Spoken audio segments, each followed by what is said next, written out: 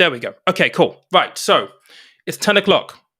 There is a little bit of news that I do want to update people on because we just literally just had it out now. But I do want to state something which I shouldn't have to state, but I am going to state anyway, um, because the comment sections are basically in my keep the language nice, um, are at me because I'm covering a little bit of politics. Look, at the end of the day, this is my channel. If I want to comment on politics, which impacts the market, which impacts policy, which impacts some of the things that are going to effectively mean that we're going to be making difficult decisions from a financial point of view, which relates to money, then it's of my choosing to be able to comment on those things. That's what I've been doing over the last week and a half. Now, I completely understand that many people won't like it. Some people are going to like it. But if you don't like it, don't feel the need to put in the comments that you don't like it. It makes no difference to me. It is my channel. I spent 2 years, 10 months building this. If you think I'm going to mess it up, that's my prerogative to mess it up. But this is something that is of interest to me because it is intrinsically linked to the content of this channel. I'm not uh, I'm not campaigning for a political party. I'm covering what's happening in politics, in government right now, because it has a tangible impact on the budget that we're going to see, hopefully, next Monday. And the decisions that come off that are related to investing, the market, the pound, so on and so forth. So if you don't like it, either pass the videos, don't watch them. And if you're really unhappy, then you can unsubscribe. And I know that sounds harsh. It makes me sound as though I don't appreciate people. I do, but it's my channel.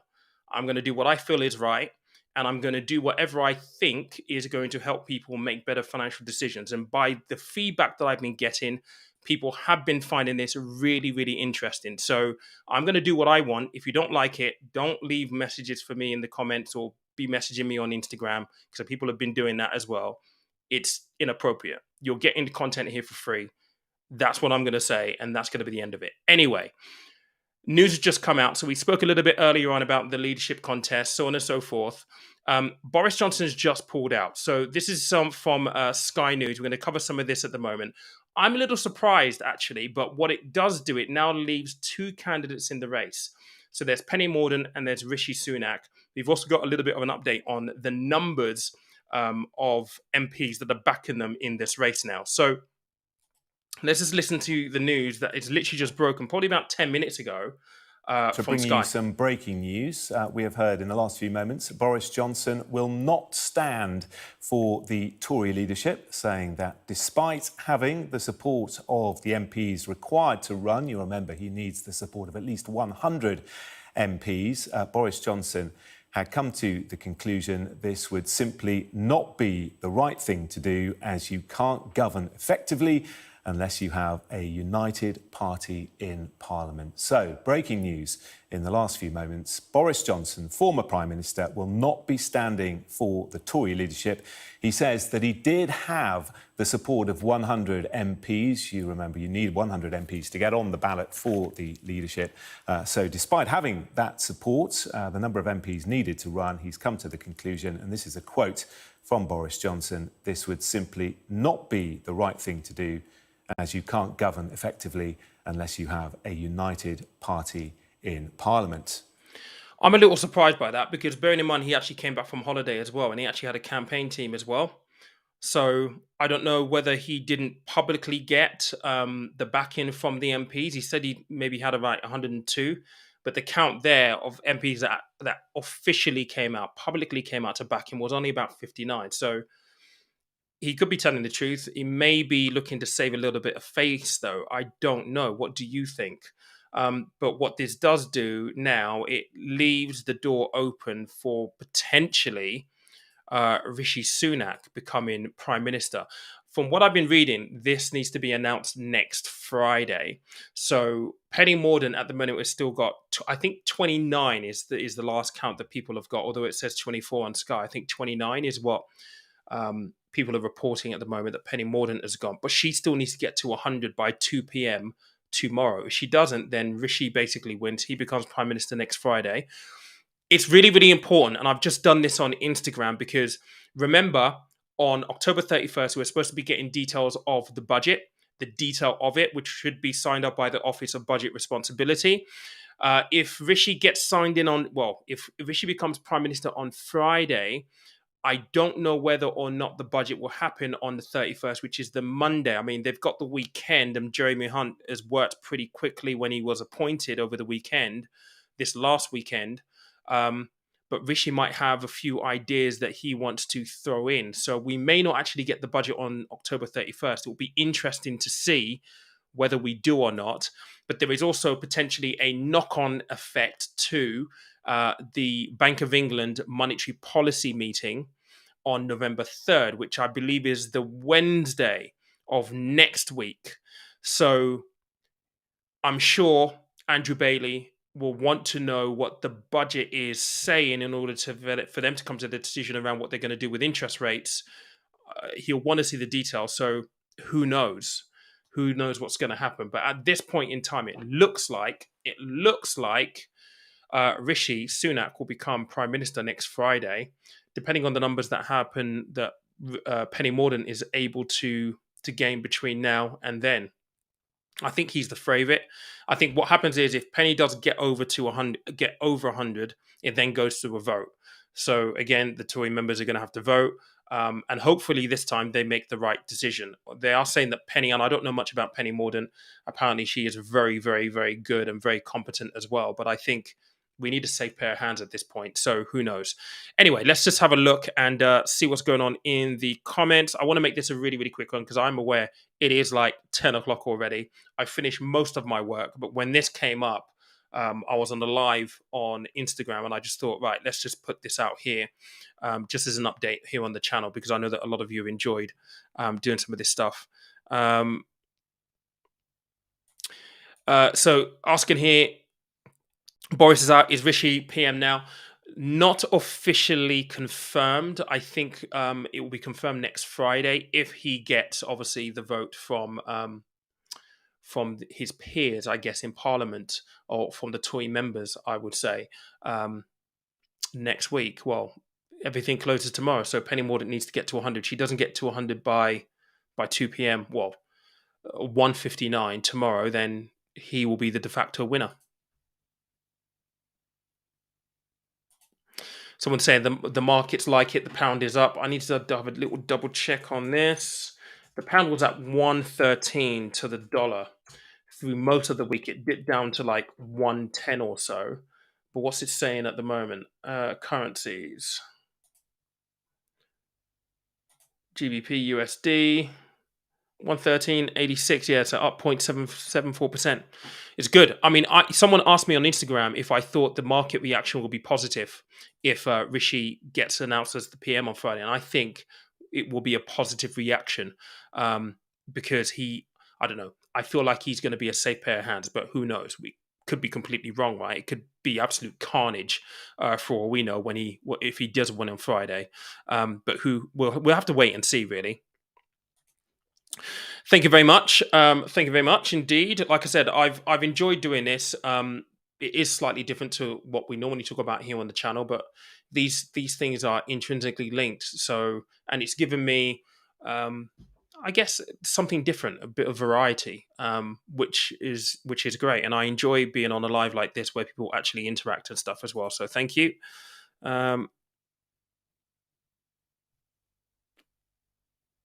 Yeah, pound up 0.85%. I've just looked at it on investing.com and it was up 0.73 or so.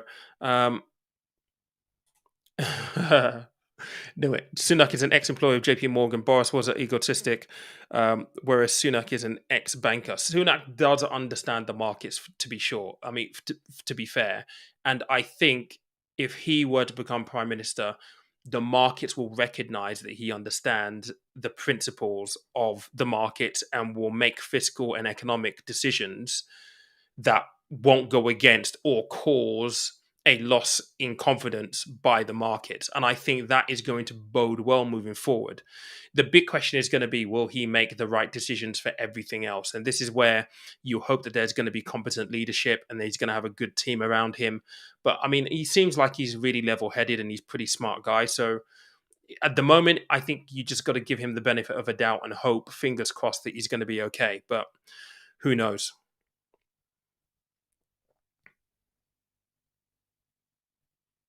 Yeah, someone saying this. Rishi's done a good job during the lockdown. I think people forget that. I think when you think about furlough specifically, I mean that was him. Um, and who would have thought that we would have seen something like that? Yes, obviously his wife got caught up in the whole tax loophole thing.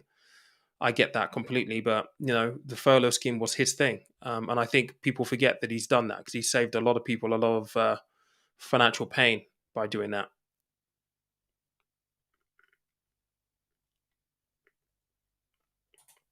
Someone just saying here, it's all about managing the decline now. There's a strong case for a general election. 100%. I do agree with you. The poll that I posted on Thursday morning last week, I mean, 87% of people saying that, yes, they think there should be a general election. I mean, this is all within the gift of the Tories, and I don't think that they're going to call a general election. So we've got 2 years of just trying to manage the decline, as you say, and hopefully it doesn't get any worse. But for sure, there's going to be some real big challenges ahead. So you know, we'll see what happens. This is an interesting one. Boris pulling out is just a move to remove himself from the resurgence of his history to the public. Parties corrupt, COVID support, rugby tackling Japanese children. Yeah, I mean, I don't know about some of the last bits that you mentioned there, but I definitely think he probably did it just to save face, maybe. But who knows? We don't, unless you're a fly on the wall in these meetings in the campaign rooms. Who knows? Because he did have a campaign team. So why would you have a campaign team sending out, pictures and all this kind of stuff if you're only going to pull out? You probably didn't get the support that you needed. That would be my guess, but who knows?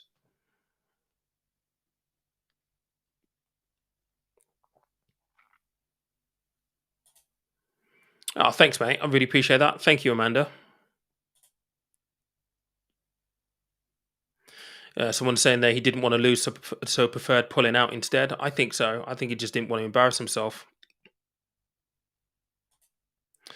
Why vote when the City of London picks the PM? It's not the City of London that picks the PM, it's the party that picks the PM because it's a parliamentary system.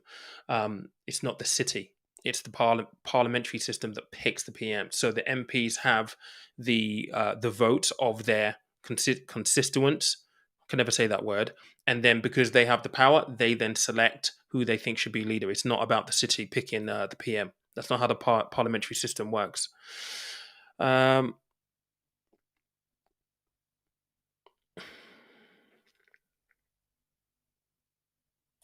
Someone saying here, presenter on the Sky News made a really good point. What will happen to Boris supporters?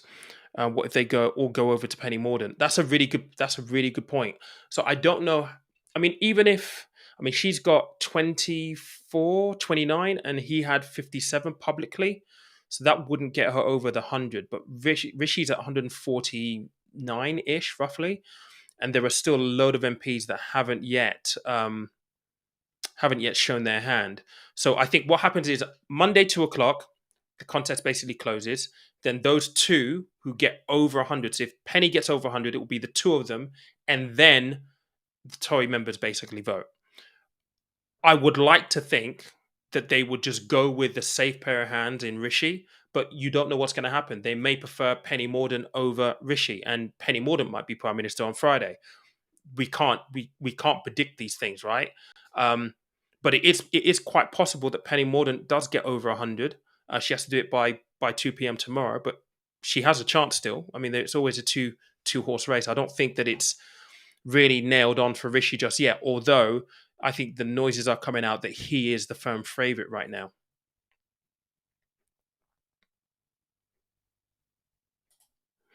Someone just saying here that we should really go behind one candidate, showing some unity is their only chance to fight the Labour Party. Yes, I would completely agree with that. But at the same time, what the party politics sometimes means that they're not necessarily thinking. I mean, there are factions, aren't there? You can see that in PMQs. It's a joke. Watching it last week was just hilarious. I literally we could and should have, and I don't know whether I do that this week because that might be something we do. Just watch PMQs with a beer and some popcorn because it is just so entertaining, and it shouldn't be that amateurish child kids in the playground shouting at each other, but it is funny to watch. It really, really is. It's funny to watch. So I don't know. Maybe we do a PMQs party. Already done that one. Okay, I'm just looking through the comments. All right, listen, guys, there are lots on here that I've not managed to get to. I do appreciate every single one of you for commenting and stuff like that. Again, look, if you're annoyed that I'm covering some of this stuff because you think it's too politics, sorry, but I don't know what to tell you. This does impact money, investing. It's going to impact some of the decisions that we're going to be making when it comes to finances. It's going to impact how people are dealing with the energy price increases. It's going to impact inflation. That's why I'm covering it. I do not need permission from anyone to create this kind of content or to comment on this kind of stuff on the channel. I didn't spend 2 years and 10 months just to be dictated by what people are. You're now more politics than anything else. Look, I will do what I feel is right. So far, the feedback has been really, really positive. People have really enjoyed it, and as long as it's helping people, I'll continue to do it. If everyone starts telling me, Pete, this is rubbish, we don't want you to do it, all this kind of stuff, then that's a completely different story. But you know, look, if you don't like these particular videos, and it's not going to be all I'm going to be talking about, we will talk about markets. We do talk about markets in these streams as well. So there's still an element of that in there. But if you do see them and you don't like them, just feel free to pass them by. And I know, look, some people may unsubscribe. People unsubscribe when I post good news stories of something good happening to me. So people unsubscribing doesn't necessarily bother me. I want to help people who are here to support me as well. And I think that relationship that we have is really, really important. And for those of you who do get benefit from this, you let me know. And I do appreciate every single one of you. So, guys, we'll see what happens tomorrow in the news. I might come live then. And yeah, we'll talk about it a bit later on. But, guys, have a good evening. It is 18 past 10. Catch you later.